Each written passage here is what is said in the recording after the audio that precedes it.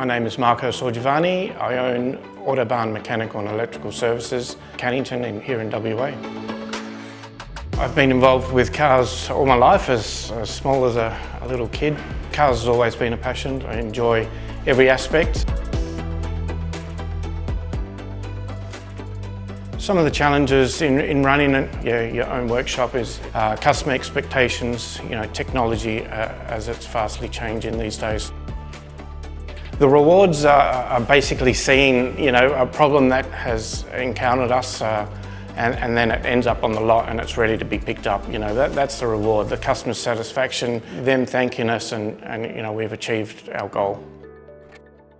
I've been in business for 15 years, so when I close the door and leave this place, I switch off. You switch over to dad mode and away I go and off to see the family. So try and keep it simple, just try and keep it, work, family.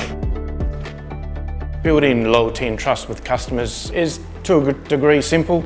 It's a matter of ensuring that we're doing the right thing, hearing customers' needs and addressing them and ensuring that we carry out the correct service. Both myself and my manager, we are constantly involved with the repair of each car throughout the day. Our guys are very passionate, so that also makes it very simple to ensure that we're doing the right thing.